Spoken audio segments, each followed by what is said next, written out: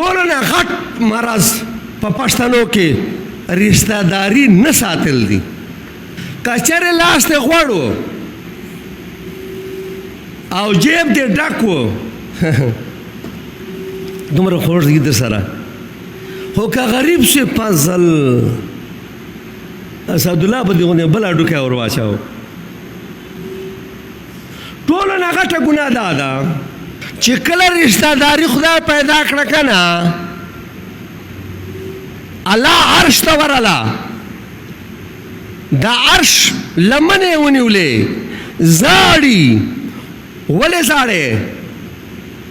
یا الله تا خو زه پیدا کړه خپلوي، خو ما خیال به څوک نه ساتي. الله ورته وفرمایل چې تا خیال نه ساتي، زه بیا د خیال نه ساته. زه دا سته ما دې قسم په خدای چې په دا 2 رکعته نفل په تا تسبیح اړولو چې دا ګناهونه خدای درته معاف کړي. هسې ګپ شپ ته خپل ثواب یې درکړي، خدا نه په معافي. ټینګ ملا پسې ناست دي، خو هغه تربور مځکې والا څرنګه چل ده نه.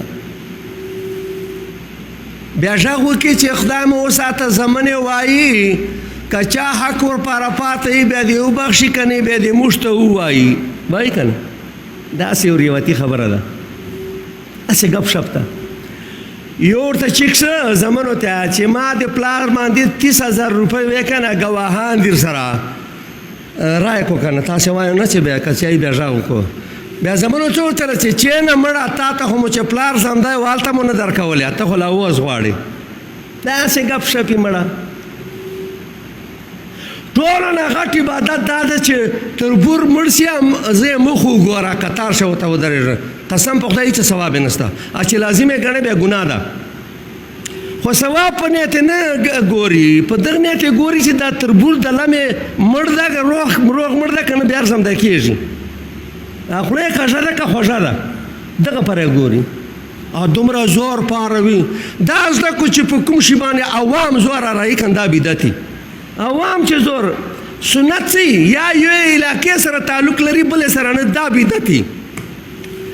سنت انټرنیشنلی ژیره مبارک امریکې ته لاړ شه دا سنت ته، افغانستان ته لاړ شه دا سنت ته، روس ته لاړ شه دا سنت ته.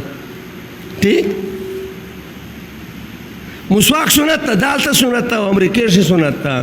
چې علاقې وي علاقې شي او بلې شي دا بدعت ده، دا ناجایز ده. ما سره یو حاجي ګل حج ته تلاو، هو ملا خو ښه بدعتي ملا و، ښه اوریجنل. اوس هلته حرم شریف کې جنازې کېږي. اوس چې جنازه وسوه که نه او عرب کجورې عامې ویشي، خیرات هر څه یې ویشي.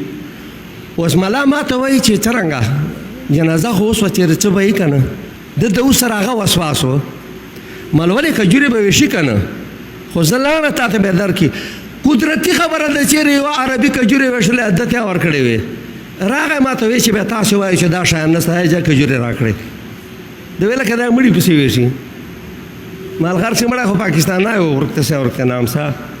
نو 25 عباداتو باندې 25% عبادات شریعت ته په هغه موږ زور لګول، مونځ روزه زکات حج نه کوو، خو کوو یې نه کوو، خو کوو یې پته نه لګېږي. اول خو لمونځ موږ ته راځي نه، بیا چې لمونځ کومه خشوع خضوع ده که نه، خشوع خضوع ټکی نه پېژنم دا چېرته ده. او 75% معاملات دا ټول ته وادي په پیاژنه به معامل څه شاپه وکړي.